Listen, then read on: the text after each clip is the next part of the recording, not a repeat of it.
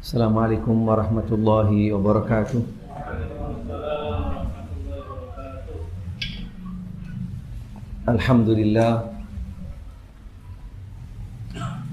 Alhamdulillahi rabbil alamin wa bihi nasta'in ala umurid dunya waddin. Wassalatu wassalamu ala nabiyyina Muhammad wa ala alihi wa ashabihi wa man tabi'ahum bi ihsanin ila yaumiddin, amma ba'd. Subhanaka la ilma lana illa ma 'allamtana innaka antal alimul hakim.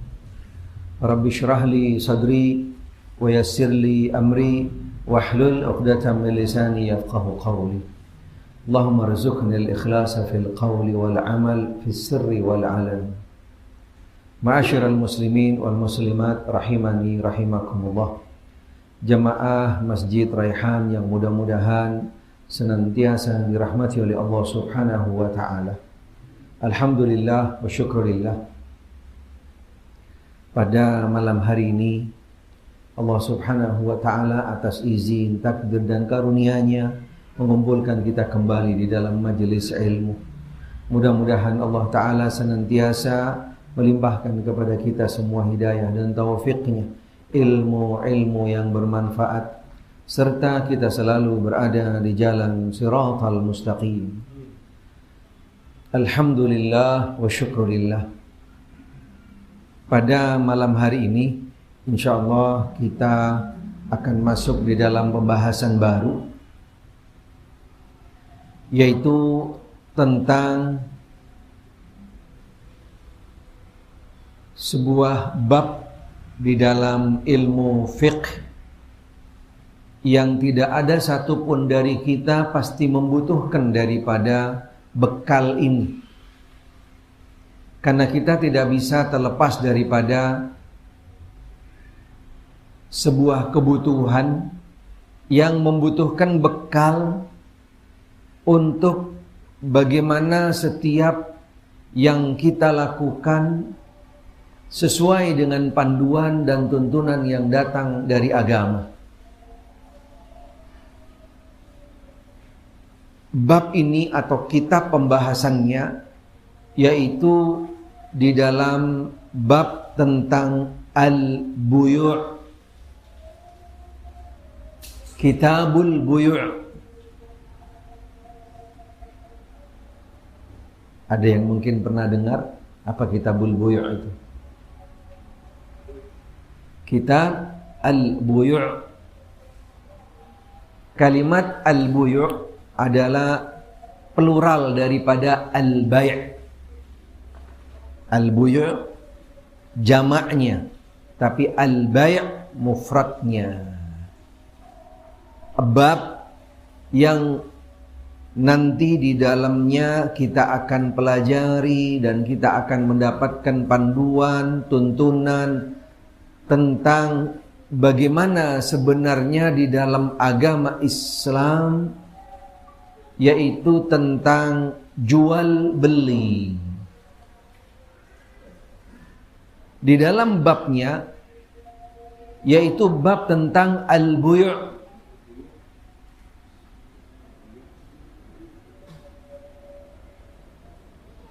Penamaan babnya adalah tentang panduan mengenai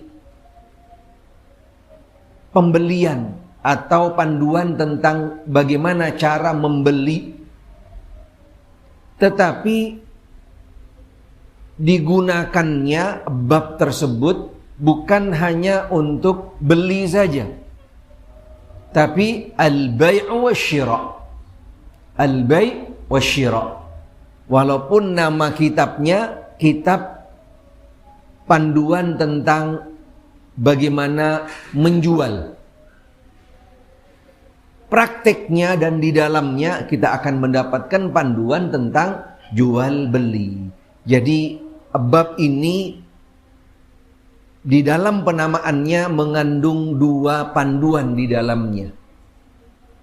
Walaupun namanya adalah bab tentang bagaimana cara menjual di dalam agama, tetapi isinya di dalamnya adalah tentang tata cara, panduan, tuntunan jual beli. Karena tidak disebutkan babnya atau kitabnya al-bai' wa syira', tidak. Tapi disebutkannya kitab al-buyu' yang mengandung makna plural di dalamnya, yaitu termasuk jual dan juga beli. Karena kalimat al-buyu' seperti yang kami sampaikan tadi adalah plural daripada al-bai'.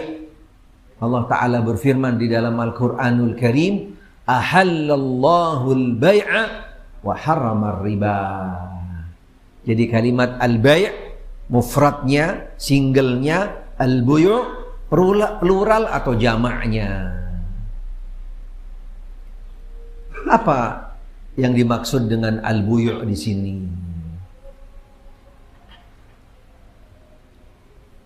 Bapak-bapak sekalian yang ingin memiliki bukunya, dan ini bagus bukunya dan bisa buat panduan pegangan buat kita, karena buku ini ditulis oleh pengarang dalam bentuk yang sederhana, singkat, tapi bisa dijadikan panduan bagi kita.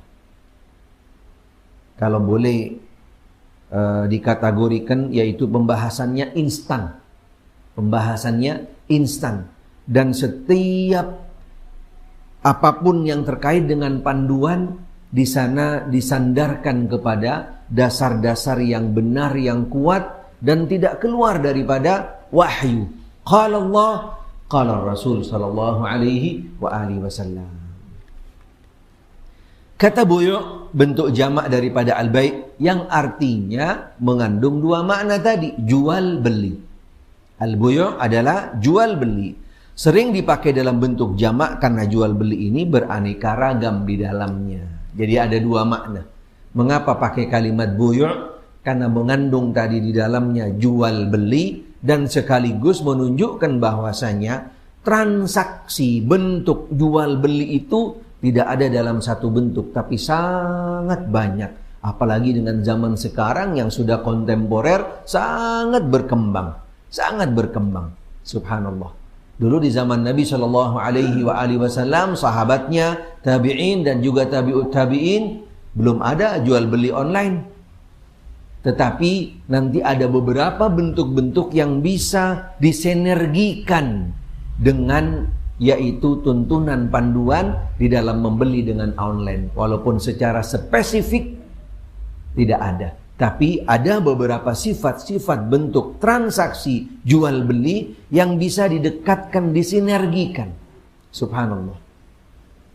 Walaupun ada bentuk-bentuk yang lainnya daripada, yaitu transaksi jual beli, yang pastinya adalah perkembangan daripada zaman. Perkembangan daripada zaman kontemporer, tapi pastinya para ulama sudah menjelaskan secara keseluruhan, secara utuh.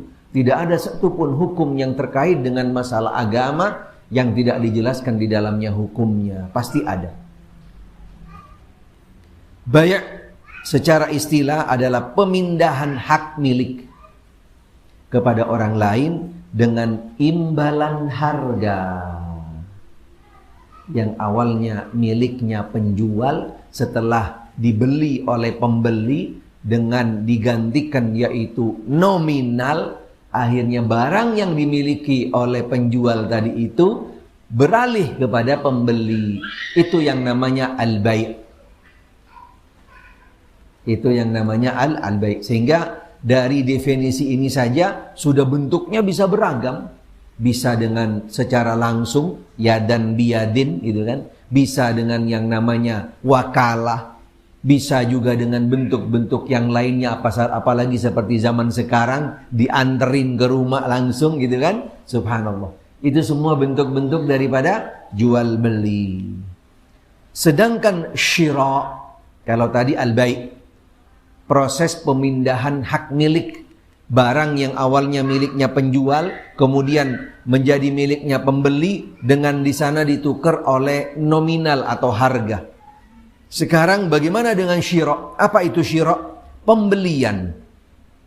Penerimaan barang yang dijual dengan menyerahkan harganya kepada si penjual. Dan seringkali masing-masing dari keduanya, yaitu kata tersebut diartikan jual beli. Jadi transaksi yang terjadi antara pemilik barang dengan yaitu peminat barang, atau di dalam bahasa transaksi yaitu antara penjual dengan pembeli, dengan di sana adanya transaksi sesuatu yang dijadikan dibeli atau dijadikan sebuah transaksi yang akhirnya berubah kepemilikannya dari penjual menjadi kepemilik dengan pakai penukaran tadi harga atau nominal. Proses tersebut di dalam ilmu fiqih atau di dalam agama dinamakan yaitu yang namanya asyira' wal bai' atau jual beli.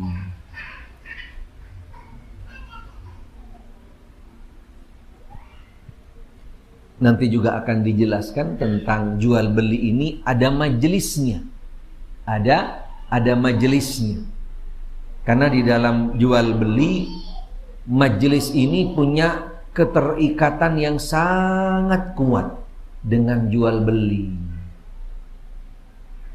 Karena menjadi vonis, menjadi penentu sahnya atau dikategorikannya seseorang itu sudah melalui proses jual beli. Setika dia itu keluar daripada majelis tersebut. Dan majelis tersebut dinamakan dengan majlisul khiyar namanya. Majelis al-khiyar.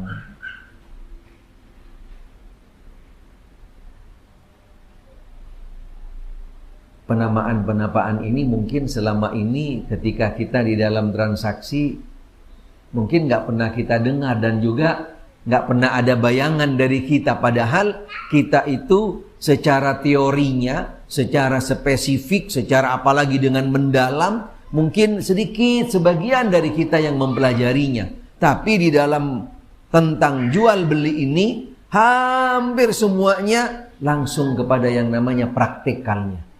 Langsung kepada prakteknya. Bahkan di dalam madhab Syafi'i wallahu a'lam yang pernah kami pelajari, hukum asalnya atau yang kembali kepada standar di dalam jual beli di dalam madhab Asy-Syafi'i rahimahullah, itu juga selain adanya penjual, pembeli, ada nominal, kemudian ada majelis dan juga pakai lafadz. Pakai lafadz. Saya jual ya, saya beli ya. Subhanallah. Itu harus diucapkan. Di dalam madhab Asy-Syafi'i rahimahullah. Jadi selain beberapa poin tadi juga ada lafadz. Sehingga masih banyak beberapa orang-orang yang masih boleh dikatakan yang klasik, yang dulu masih terbawa oleh nuansa pesantren, nuansa lingkungan yang dulu memang benar-benar kembali kepada madhab Asy-Syafi'i rahimahullah. Hampir ketika mereka beli apa saja, jual apa saja, pasti akan muncul lafaz tersebut, apalagi seperti di daerah-daerah. Subhanallah, sampai hari ini, sampai hari ini. Gitu. Tapi kalau jual beli yang ada ketika di Madinah atau di Mekah gitu kan, itu bahasanya lain. Bagi jamaah haji, jamaah umrah bahasanya lain. Halal. Bahasanya pakai halal gitu kan. Apalagi yang pakai ada coba mencoba gitu kan. Subhanallah. Kalau cuma 1, 2, 3 butir kurmanya halal gitu kan. Subhanallah. Habis itu pergi, kita datang lagi halal, 3 butir lagi, pergi lagi. Subhanallah.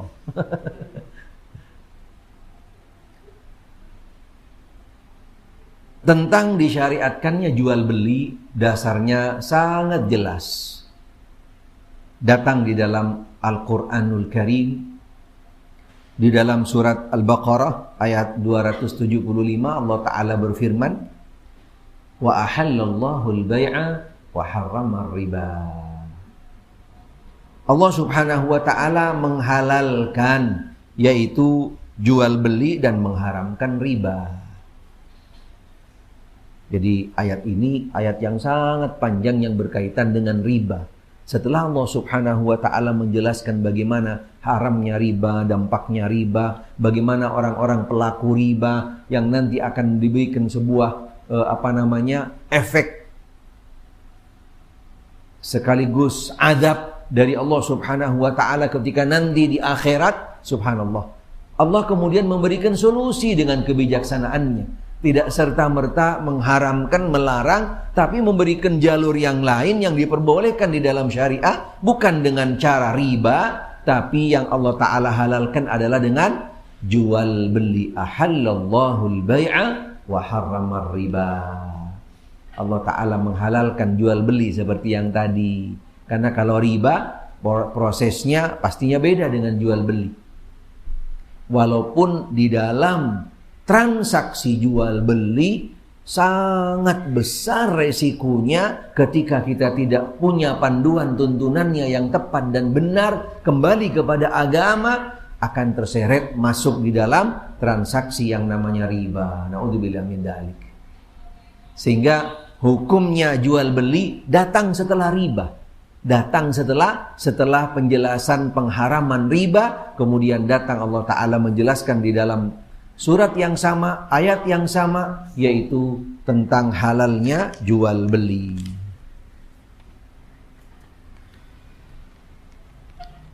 Ayat yang lain Allah Subhanahu wa taala berfirman, ya ayyuhalladzina amanu la ta'kulu amwalakum bainakum bil batil illa an takuna tijaratan an taradhim minkum. Di dalam surat An-Nisa ayat 29 Allah Ta'ala berfirman, wahai orang yang beriman, janganlah kamu saling memakan harta sesamamu dengan jalan yang batil. Salah satunya dengan jalan riba. Menjual barang atau mencari manfaat daripada orang dengan cara riba. Yang istilah di masyarakat dikenal dengan pinjam 10 balik 12. Itu, atau jual-jual barang dengan yang di dalamnya ada unsur-unsur ribanya. Dijual tapi melibatkan orang ketiga. Melibatkan orang ketiga. Beda kalau jual dengan yang namanya kredit. Beda. Selama tidak melibatkan orang ketiga, tidak sedikit para ulama, bahkan insya Allah termasuk yang cukup kuat pendapatnya, dibolehkan beli barang dengan kredit selama tidak melibatkan orang ketiga. Antara pemilik barang langsung dengan pembeli. Tidak ada orang ketiganya, baik itu yang namanya perorangan atau instansi atau apa saja. Karena di sini termasuk daripada yang namanya riba kalau yang seperti itu. Barang apapun yang kita beli ketika melibatkan orang ketiga. Sehingga ayat yang kedua tadi yaitu menjelaskan bahwasanya janganlah kamu sekalian memakan harta sesamamu dengan jalan yang batil, antara kamu dengan jalan yang batil, kecuali dengan jalan perniagaan yang berlaku dengan suka sama suka di antara kamu sekalian. Ini salah satu daripada bentuk kriteria jual beli yang juga harus diwujudkan ketika transaksi di dalam majelis khiyar. Nanti akan disebutkan hadisnya setelah ini, karena ini termasuk dasar-dasar menjadi dalil pegangan tentang disyariatkannya jual beli. Ayat yang pertama tadi surat Al-Baqarah, yang kedua surat An-Nisa, kemudian yang ketiga adalah hadis sahih Nabi sallallahu alaihi wasallam bersabda dari sahabat Hakim ibn Hizam. Nabi sallallahu alaihi wasallam bersabda, qala al-bay'an bil khiyar ma lam yatafarraqa. Nabi sallallahu alaihi wasallam bersabda bahwasanya penjual dan pembeli itu memiliki hak khiyar. Apa hak khiyar di sini? Yang dimaksud adalah hak memilih. Memilih, menerima, menolak, menukar dan seterusnya. Itu terjadinya ketika selama mereka belum berpisah, berarti ada di majelis khiyar. Ketika masih di dalam tokonya, ketika masih di depan penjualnya, ketika belum bayar, ketika belum ada yang namanya kata deal, belum ada keridhaan antara keduanya, itu berarti masih majelis khiyar. Sehingga masing-masing daripada kedua belah pihak, khususnya daripada pembeli yang dia ingin mendapatkan sesuatu yang sesuai dengan kemauannya, keinginannya, pastinya di sana ada yang namanya pilih memilih, kemudian tawar menawar, dan seterusnya. Proses tersebut terjadi di dalam majelis khiyar sebelum ada yang namanya yaitu deal, sebelum ada yang namanya saling satu dan yang lainnya sudah berpisah daripada tempat di mana terjadinya transaksi tadi. Tempatnya dinamakan majlisul khiyar. Karena ketika sudah keluar dari toko, sudah keluar daripada majelis khiyar tadi itu, ketika di sana belum ada kesepakatan awal, ketika misalnya ternyata barangnya nggak sesuai atau apa, sebenarnya di dalam hukum syar'inya sudah selesai. Penjual tidak salah, karena pembeli sudah diberikan untuk waktu memilih, melihat, mengindah, seterusnya. Kecuali ada beberapa yang memang disepakati. Saya coba dulu Pak ya, ukurannya misalnya belum cocok atau apa, atau mungkin karena ini, karena itu, dan seterusnya gitu kan. Tapi pastinya barang yang dia pilih semuanya sudah tidak ada hal-hal yang meragukan. Misalnya utuh dua barang, misalnya satu pasang misalnya, atau warnanya, kemudian tidak ada yang sampai rusak dan seterusnya. Hanya kembali kepada kesepakatan-kesepakatan tertentu antara nomor atau mungkin hal-hal yang sifatnya masih ada peluang untuk bisa, yaitu diberikan waktu oleh si penjual. Tapi kalau baru keluar lalu barangnya hilang misalnya atau rusak, itu sudah bukan tanggung jawab daripada penjual. Karena dia sudah keluar daripada majlisul khiyar, dan tidak termasuk daripada hal-hal yang memang disepakati antara kedua belah pihak, yang masing-masing dengan penjualannya dan juga dengan persepakatannya tadi itu masing-masing ridho. Karena Nabi SAW juga menjelaskan di dalam hal ini, dan juga dalam ayat yang tadi Allah Subhanahu wa taala berfirman, yaitu kecuali dengan jalan perniagaan yang berlaku dengan suka sama suka di antara kamu, ridho sama ridho. Kaum muslimin sepakat atas bolehnya melakukan perniagaan dan hikmah dari diperbolehkannya, karena kebutuhan manusia sehari-hari pada umumnya bergantung pada orang lain. Nggak ada yang kita namanya butuh barang semuanya kita punya sendiri, nggak mungkin. Pasti butuh yang namanya beli, butuh dengan yang namanya beli. Sehingga sebagai konsekuensi seorang manusia makhluk sosial berarti butuh dengan orang lain. Berarti salah satu kebutuhannya yaitu melalui proses yang namanya transaksi jual beli, baik secara langsung ataupun dengan proses-proses yang lainnya. Sedangkan orang lain tidak mungkin memberikannya dengan cuma-cuma. Beda. Kalau di sana adalah bentuk transaksinya dengan jual beli, yang nggak ada gratis. Tapi kalau yang gratis bansos namanya, atau hadiah, gitu kan? Atau apa yang lainnya lah, beda. Tapi yang di dalam koridor jual beli, pastinya ada transaksi di sana. Ada transaksi yang harus dilalui. Maka di dalam persyariatan jual beli terdapat sarana yang sah untuk menggapai tujuan dengan cara yang sah tanpa mendolimi daripada semua pihak, baik penjual dan juga pembeli. Ini termasuk indahnya agama Islam, kebijaksanaan agama Islam, kesempurnaan daripada agama Islam. Dan juga jelas tidak ada satupun sebuah syariat di dalam agama kecuali pasti akan membawa manfaat bagi semua hambanya, bagi semua pihak. Ketika ada sebuah syariat yang tidak membawa manfaat bagi hambanya, bagi pemeluknya, dipertanyakan. Tidak ada satupun syariat yang datang dari Allah Subhanahu wa taala tidak membawa manfaat, tidak mungkin.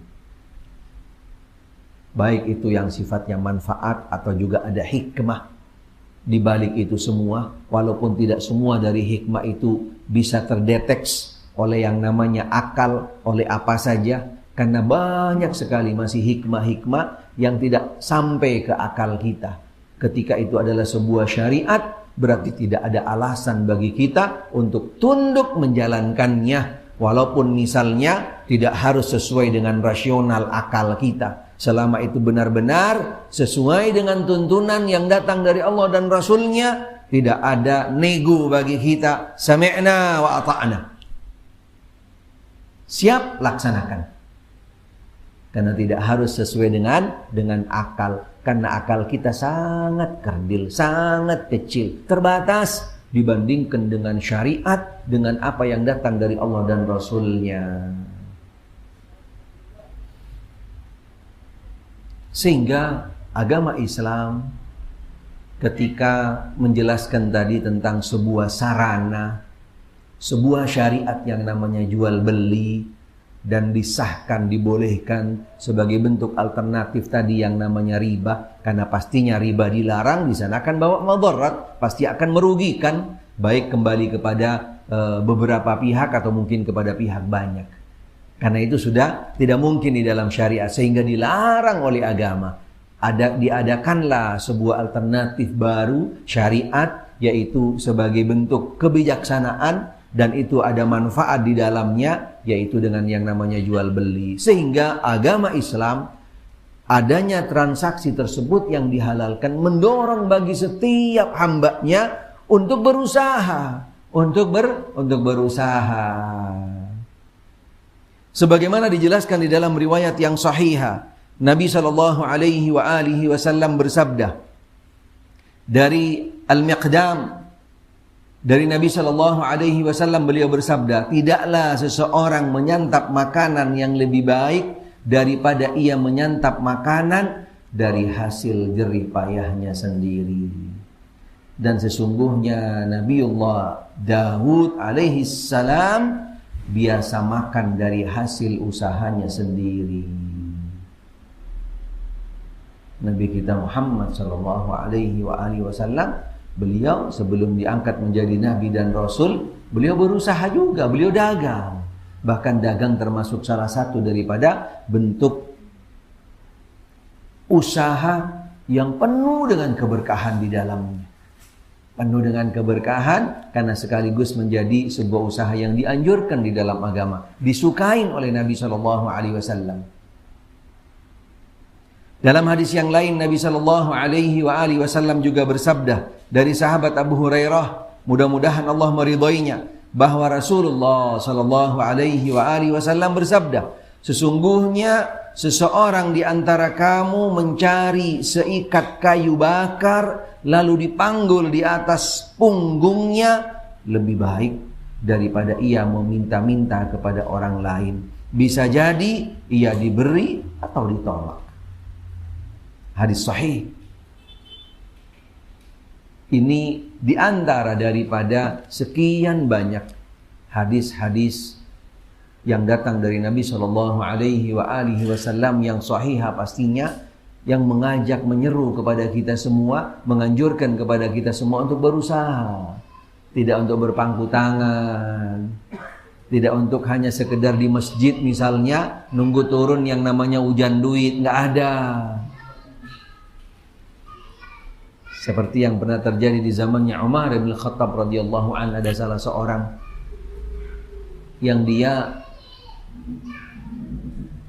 kesehariannya nggak keluar dari masjid, subhanallah. Sehingga ditanya oleh Umar bin Khattab radhiyallahu anhu, kamu punya keluarga? Kamu punya keluarga? Dari mana mereka mendapatkan kehidupan?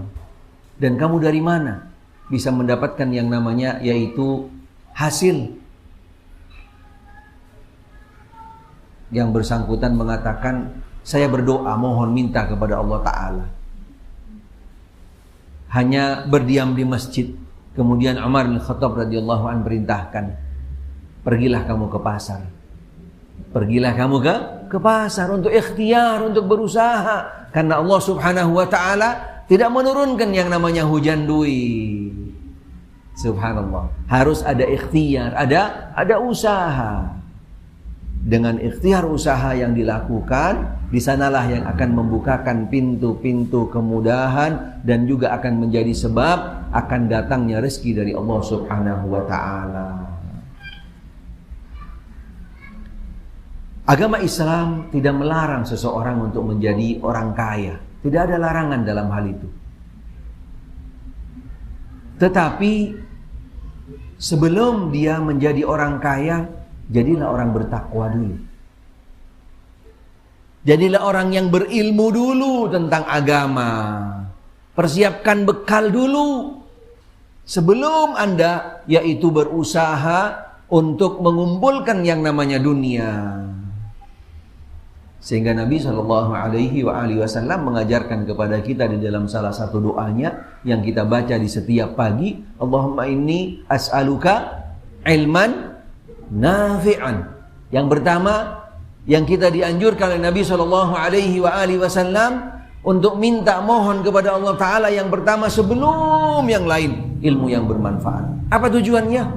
Karena dengan ilmu yang bermanfaat akan menjadi guidance, akan menjadi pegangan, petunjuk, bekal buat kita. Kemudian Nabi menganjurkan yang kedua, setelah kita sudah punya ilmu yang bermanfaat, ilmu yang tepat, yang benar, yang sumbernya dari agama, kemudian Nabi ajarkan yang kedua, warizqan thayyiban. Cari rezeki yang thayyib. Apa panduannya? Dengan ilmu yang sudah dimiliki. Karena dengan ilmu yang bermanfaat, ilmu yang sumbernya wahyu akan bisa menuntun, membimbing seseorang. Oh ini kerjaan yang halal, oh ini haram, oh ini hasil yang halal, ini hasil yang haram, oh ini transaksi halal, oh ini transaksi haram. Subhanallah. Dari mana seseorang akan bisa membedakan, memilah dan seterusnya ketika tidak membekali dirinya dengan ilmu yang bermanfaat, yaitu ilmu yang datang dari Allah dan Rasulnya, yang sekaligus seseorang ketika dia punya ilmu, dia akan mengamalkan ilmunya, dia akan benar-benar hati-hati, akan menjalankan ketaatan kepada Allah Ta'ala dengan ilmu yang dia miliki, sehingga berilmulah dulu yang akan mengantarkan seseorang menjadi orang bertakwa. Sehingga orang-orang yang bertakwa adalah orang yang hati-hati, orang-orang yang selalu waspada, orang-orang yang selalu setiap melangkah, dia selalu memperhitungkan segala sesuatunya. Termasuk khususnya di dalam berusaha, di dalam mencari rezeki, di dalam berikhtiar dan seterusnya. Jangan hanya sekedar nafsu, semangat, pengen kaya, semua jalan ditempuh dengan tanpa memilih, memilah dan seterusnya. Na'udzubillah. Pastinya bukan keberkahan yang akan didapat, bukan manfaat yang akan didapat, malah pastinya adalah kerugian.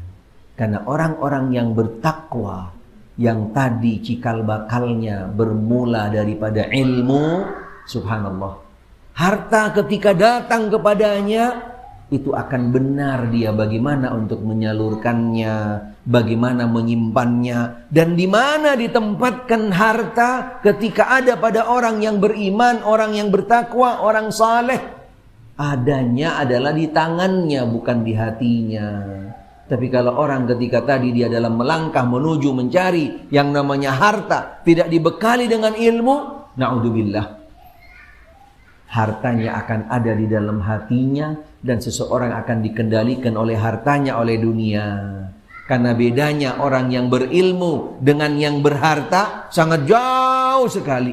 Karena orang-orang yang berilmu akan dijaga oleh ilmunya. Orang yang berilmu, al-ilmu yahrusuka, al-ilmu yahrusuka wal mal tahrusuhu. Ketika seseorang yang punya ilmu, ilmu tadi yang akan menuntun kita, menjaga kita, melindungi kita, subhanallah, mengarahkan kita, mengingatkan kita. Tapi ketika seseorang punya harta dan tidak punya ilmu, subhanallah, dia akan mati-matian jagain hartanya. Ini bedanya orang yang berilmu dengan orang yang berharta. Sehingga di dalam agama Islam tidak pernah dilarang seseorang untuk yaitu yang namanya menjadi orang kaya. Tapi jadilah orang kaya yang saleh, orang kaya yang bertakwa. Sebelum dia melangkah menjadi orang yang kaya, persiapkanlah bekal dengan ilmu, yaitu ilmu yang nantinya akan membimbing, mengarahkan, menuntun dan seterusnya.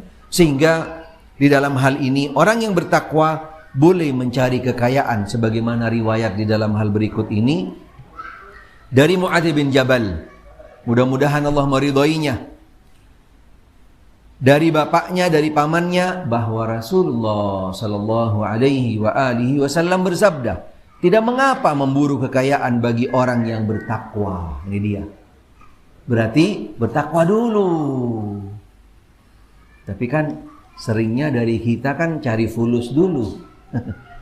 Cari fulus dulu. Ya Allah, mati-matian.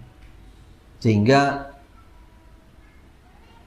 untuk bertakwanya, untuk ke masjidnya, untuk mendekatkan diri kepada Allah Subhanahu wa ta'ala, sisa-sisa tenaganya.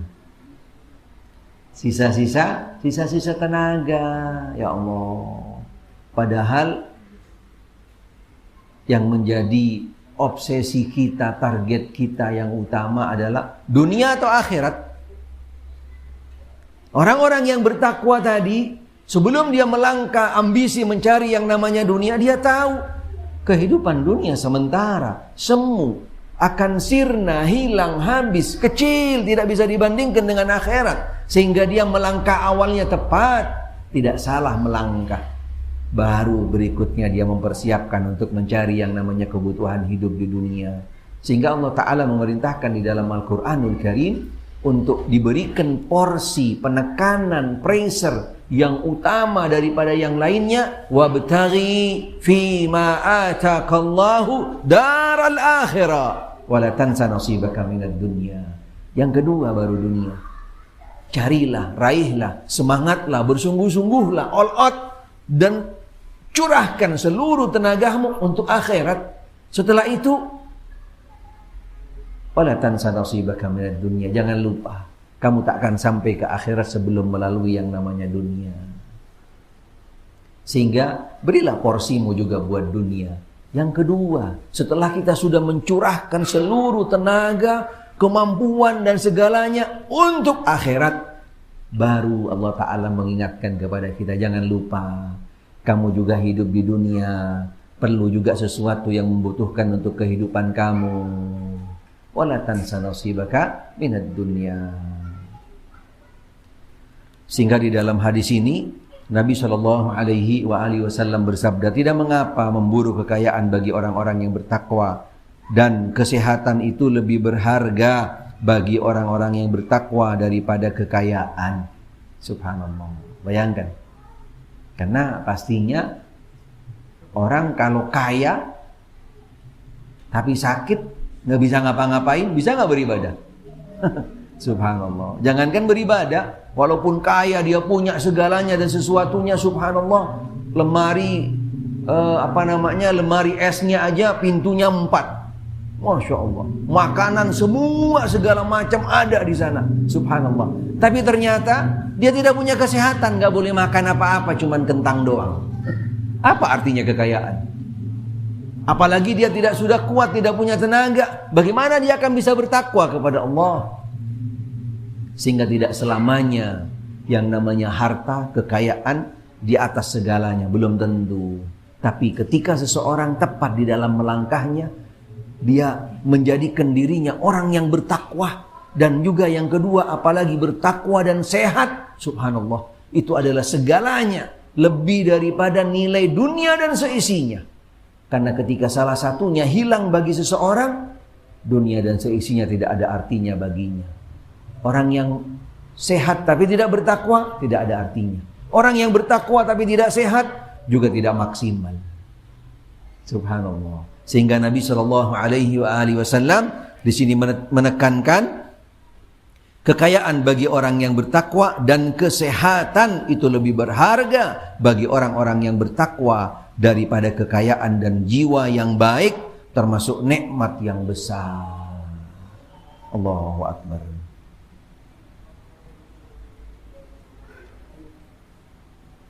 Agama sangat bijaksana dan agama sangat cinta kepada setiap hambanya. Allah Subhanahu wa ta'ala sangat cinta, sayang kepada hambanya, dan tidak ada sesuatu kecuali untuk membawa kebaikan bagi setiap hambanya.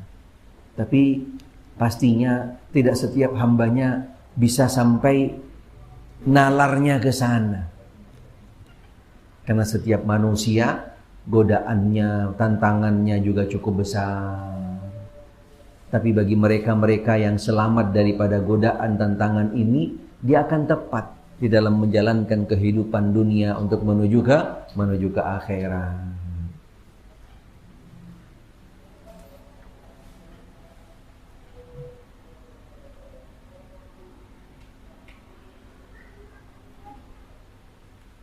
Kemudian yang berikutnya yang juga masih di dalam, yaitu tahapan-tahapan awal untuk seseorang masuk di dalam proses yang namanya yaitu jual beli, dan juga ada kaitannya dengan perdagangan, serta yang nantinya akan membawa seseorang itu kepada tingkat statusnya akan berubah menjadi orang kaya dan seterusnya. Di sini ada sebuah anjuran agar bersikap bijak dalam mencari yang namanya nafkah. Dari sahabat Jabir bin Abdullah bahwa Rasul sallallahu alaihi wasallam bersabda, "Wahai sekalian manusia, bertakwalah kepada Allah dan carilah nafkah dengan cara yang baik. Karena sesungguhnya seseorang tidak akan sekali-kali meninggal dunia sebelum rezekinya disempurnakan." Subhanallah. Jadi nggak perlu nafsu, nggak perlu sampai over berlebih-lebihan. Subhanallah. Orang yang terlalu ambisius mencari yang namanya dunia, Allahu Akbar, dia belum sampai ilmunya. Dia tidak sadar bahwasanya dia itu seakan-akan terkena tipu daya oleh yang namanya dunia. Padahal yang namanya rezeki, kalau bukan rezeki kita, subhanallah, walaupun kita mati-matian mencarinya, nggak nyampe juga, nggak kena juga, nggak dapat juga. Tapi kalau yang namanya rezeki kita, walaupun nggak dicari, nyampe ke rumah.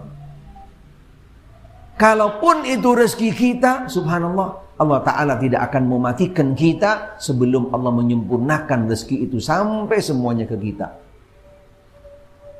Walaupun yang nantinya, seperti di dalam salah satu riwayat juga akan dijelaskan, ketika rezeki seseorang itu sebelum dia meninggal adalah 1 sendok es krim misalnya, dan itu rezeki dia, subhanallah.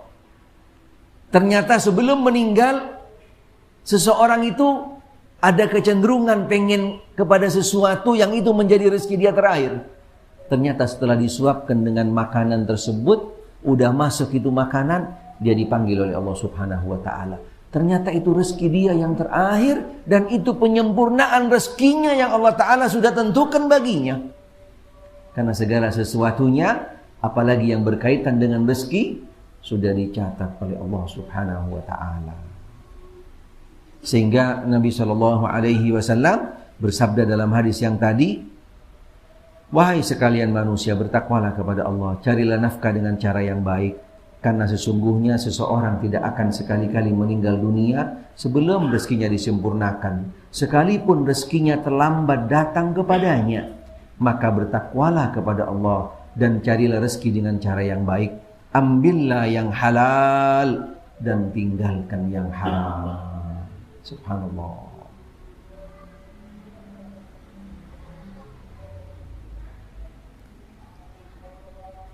Ini beberapa panduan-panduan yang masih panjang, panduan awalnya sebelum kita nanti masuk kepada yang namanya yaitu bentuk-bentuk transaksinya.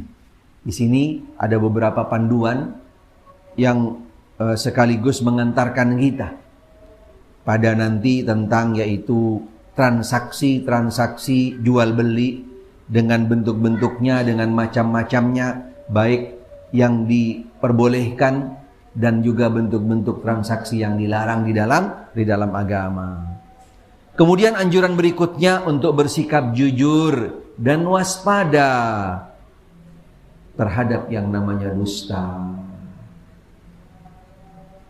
Nabi sallallahu alaihi wasallam bersabda dari sahabat Hakim bin Hizam, Nabi sallallahu alaihi wasallam bersabda, dua orang yang melakukan jual beli mempunyai hak khiyar tadi, memilih, hak pilih antara membatalkan atau melanjutkan transaksi selama mereka belum berpisah dari majelis khiyar.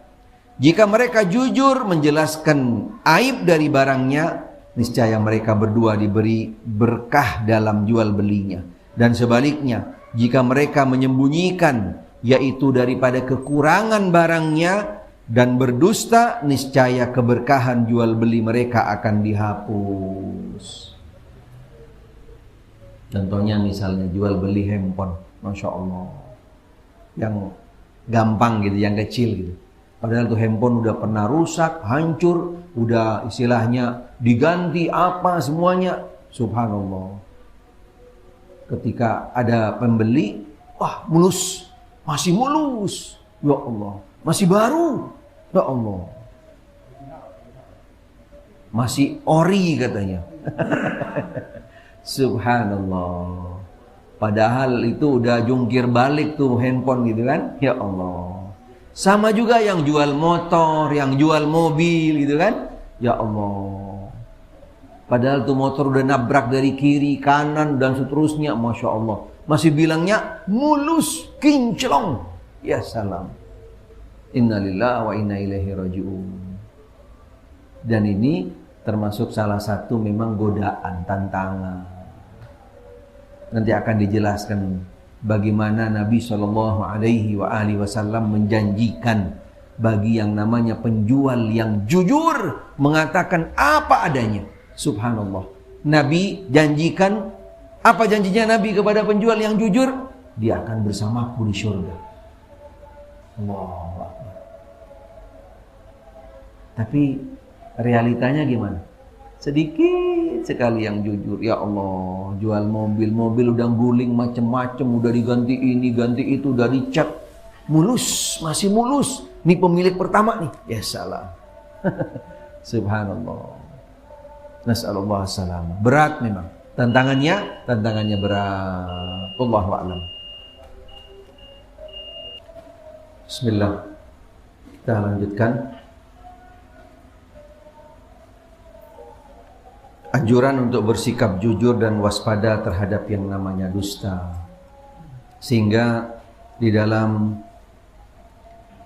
jual beli, baik termasuk yang namanya penjual dan juga pembeli, walaupun lebih besar biasanya munculnya dari penjual, yaitu menutupi daripada aib, kekurangan, jeleknya barang dan seterusnya, karena akan berdampak hilangnya keberkahan, yaitu manfaat yang panjang yang bisa dirasakan daripada keuntungan transaksi tadi itu akan panjang, tapi ketika dia tidak jujur, habis dengan seketika begitu saja tanpa disadari. Itu salah satu bentuk, yaitu hilangnya keberkahan. Hilangnya keberkahan yang sifatnya mungkin nampaknya kelihatannya besar, tetapi seketika begitu saja hilang. Subhanallah, nggak terasa. Karena proses transaksi yang tidak dibarengi dengan kejujuran akan berdampak hilangnya keberkahan daripada hasil dari jual beli atau transaksi tadi. Padahal jual beli itu sendiri halal, tapi dikotorin dengan cara yang tidak benar, yang akan berdampak daripada hilangnya keberkahan. Di dalam hadis yang lain, Nabi SAW juga mengingatkan dari Uqbah ibn Amir, mudah-mudahan Allah meridhoinya, beliau berkata, saya mendengar Rasulullah SAW bersabda, orang muslim adalah saudara bagi muslim yang lain. Subhanallah. Selama dia muslim, pastinya kita juga tidak suka, tidak senang, tidak terima, karena dia adalah saudara kita. Sehingga ketika kita berbuat baik kepadanya sama dengan berbuat baik kepada diri sendiri kita. Begitu juga ketika kita mendoliminya, sama seperti mendolimi kepada diri kita sendiri. Karena saudara kita, karena muslim adalah hakikatnya satu saudara dengan kita. Pastinya kita tidak boleh yang namanya mendolimi, menyakiti, mengganggu. Dan juga termasuk di dalam hal ini yang berkaitan dengan transaksi. Tidak halal bagi seorang muslim menjual suatu barang cacat kepada saudaranya sesama muslim, kecuali ia menerangkan cacatnya kepadanya, bilang apa adanya. Ini barang sudah tidak ori, ini barang pernah kecelakaan, jatuh, ini sudah diganti ininya, diganti itunya, ini catnya baru, atau ini mungkin, dan seterusnya. Subhanallah. Dan pembeli pun juga akan tenang, nggak ragu dengan si penjual. Tapi kalau dia malah menutupi aibnya, menutupi kekurangannya, dan seterusnya daripada sebuah barang, akhirnya pembeli sendiri ragu, itu kan? Mungkin nggak akan balik lagi, tidak akan balik lagi. Nasallallahu salamah. Taib. Kita cukupkan di sini dulu. Insya Allah kita lanjutkan nanti karena masih panjang poin-poinnya yang berkaitan dengan yaitu tahapan-tahapan awal yang sampai nanti kita akan mengenal lebih jauh tentang transaksi-transaksi yang ada di dalam agama atau di dalam fiqih Islam. Insya Allah. Silahkan kalau mungkin ada poin-poin yang perlu diperjelas kembali dari poin-poin yang sudah kami sampaikan tadi. Silahkan. Falyatafaddal. Salam, fadhil Pak. Naam.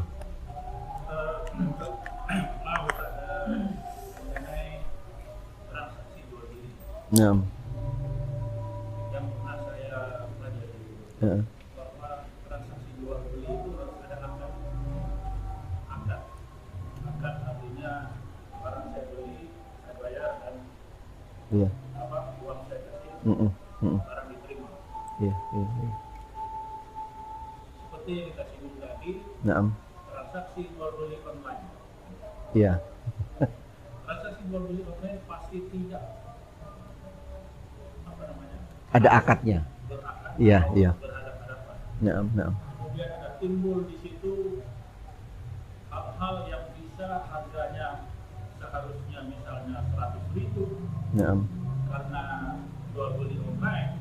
Iya. Itu ada mungkin kalau kita pakai GoPay, kita bayar dengan lain bank. Iya. Potongan lagi.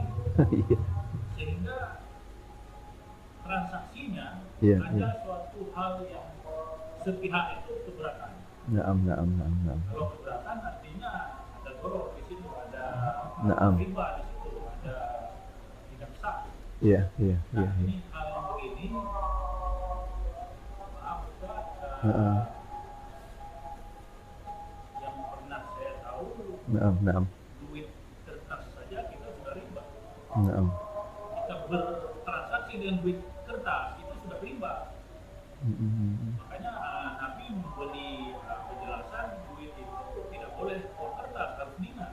Harus emas. Iya. Harga emas zaman dulu dengan sekarang, satu dulu, satu sekarang sama. Iya. Nah ini apa boleh transaksi online itu di dalam dalil yang di Baik, jazakallah khair. Saya paham insyaallah.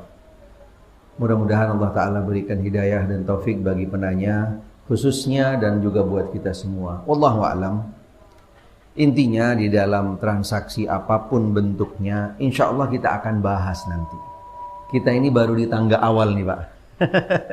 Baru di tangga awal memasuki yang namanya jual beli. Insyaallah ke depannya satu persatu kita akan kenalin, kita akan pelajarin insyaallah. Mudah-mudahan dengan kita bahas di dalam proses atau di dalam bab ini, insyaallah akan menjadi sebuah wawasan, panduan bagi kita semua, sehingga apapun bentuknya transaksi yang ada di sekitar kita khususnya, paling tidak kita ada sebuah ketenangan. Dan juga sekaligus kita di dalam transaksinya tidak salah. Karena dampaknya ketika transaksi salah akan seperti yang tadi, akan masuk kepada hal-hal yang dilarang di dalam agama. Bisa gharar, bisa yang namanya riba, atau juga bisa sampai yang namanya dibatalkan transaksi tersebut. Wallahu a'lam. Insyaallah pada waktunya kita akan jelaskan, insyaallah kita akan pelajari bersama. Taib, ada yang lain? Kalau tidak ada kami cukupkan. Mudah-mudahan apa yang kami sampaikan di dalam pertemuan pada malam hari ini bisa menjadi ilmu yang bermanfaat, khususnya buat diri kami dan juga buat jemaah sekalian. Yang benar datangnya dari Allah Ta'ala, yang salah dari diri kami. Mudah-mudahan Allah Ta'ala memaafkan kami, dan akhirnya kita tutup dengan doa kafaratul majlis. Subhanakallahumma bihamdik, asyhadu an la ilaha illa anta astaghfiruka wa atubu ilaik. Wa sallallahu wa sallam ala Muhammadin wa alihi wa sahbihi wasallam. Walhamdulillahi rabbil alamin. Wassalamualaikum warahmatullahi wabarakatuh.